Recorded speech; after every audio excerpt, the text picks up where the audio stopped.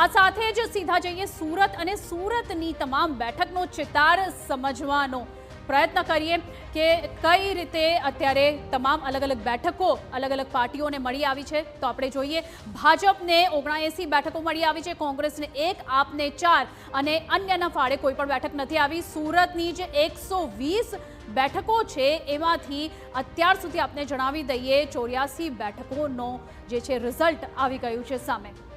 બિલકુલ, આ તમામ બાબતો એવી મહત્વપૂર્ણ છે કારણ કે કોંગ્રેસ અહીં 5 વર્ષ બાદ ખાતું ખોલાવ્યું। હર્ષદ જરીવાલાએ દમખમ બતાવ્યું, વોર્ડ નંબર 12માંથી તેઓ જીત મેળવી શક્યા અને સાથોસાથ જે આમ આદમી પાર્ટી છે તેમણે પણ 4 બેઠકો અંકે કરી છે। પૂર્ણ બેઠક ઉપર આખરે તેમણે મહત્વપૂર્ણ જીત હાંસલ કરી। પરંતુ સમગ્ર તે આ વાત છે કે આખરે આ જે સુરતનું પરિણામ છે તે કેટલું મહત્વપૂર્ણ છે। સી આર પાટીલે પણ આખરે કહ્યું હતું કે આમ આદમી પાર્ટી છે તેને ફાંફા પડી જશે, પણ આમ છતાં પણ 4 બેઠકો આમ આદમી પાર્ટી અહીં જીતી શક્યું। હવે તમામ રીતે આકલન પણ કરીએ। ભાજપના નેતા હિમાંશુભાઈ આપણી સાથે જોડાયા છે। હિમાંશુભાઈ, સમગ્ર તે આ જોઈએ તો સુરતની બેઠકો ઉપર સૌ કોઈ નજર હતી। ગઈ વખતે આમ આદમી પાર્ટીએ એક મોટો અપસેટ સર્જ્યો હતો, પણ આ વખતે જોઈએ તેવી બેઠકો અંકે નથી કરી શક્યા।